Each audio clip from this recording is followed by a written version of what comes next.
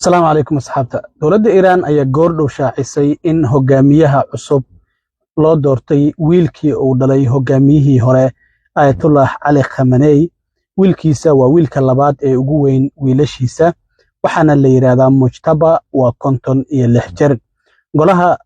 quburada ee 88 ee doorta sida sharciga hogaamiyaha Iran waxay yiraahdeen ma doonayno magacii hogaamiyaheennii hore inuu meesha ka baxo macnaha waxay leeyihiin inuu magacaasi Khamenei sii jira ayaan rabnaa sidaas darteed wiilkiisa Mujtaba ay waxay u doorteen hogaamiyaha sare ee wadanka Iran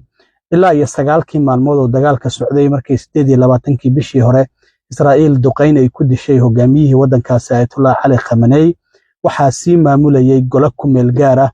oo ilaa iyo 3 xubnooda laakiin hadda wadanka hogaamiye ayuu yeeshay walina dagaalka waa ay sii wadaan Iran iyo Mareykanku waxay ku hanjabeen in hogaamiyaha la doorto uusan sii waari doonin oo isla markiiba ay bartilmaameeysan doonaan oo ay dili doonaan Trump waaba kii yiri aniga halayga qayb galiye doorashada hogaamiyaha wadankaasi laakiin wasiirka arrimaha dibadda arrintaas waa ku gacan saaray sida muuqaalkii hore aan idinku sheegay Trumpna sidaantiisu waxa uu leeyahay haddii aan laga qayb galin doorashadiisa ma sii waari doono marka waan arki doonaa kulay tii alle waa meesheeda laakiin iyaguna hanjabaadaasi ayay wadaan dhinaca kale Mareykanku waxa uu hadda goordhow shaaceeyay in askari toddobaad oo kamid ah ciidamada Mareykanka oo dhaawac uu soo gaaray uu dhaawaciisi uu u geeriyooday hadda marka 7 askari ayay noqonayaan askarta Mareykanku ilaa hadda ay sheegeen in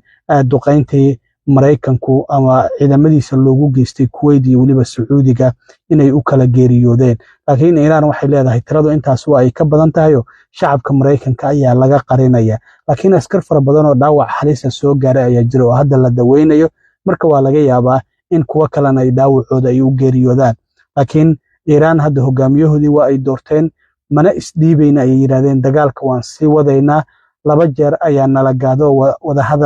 xaajood bayna inta nala ku mashquulay weerar nala ku soo qaaday laakiin markan waxay sheegeen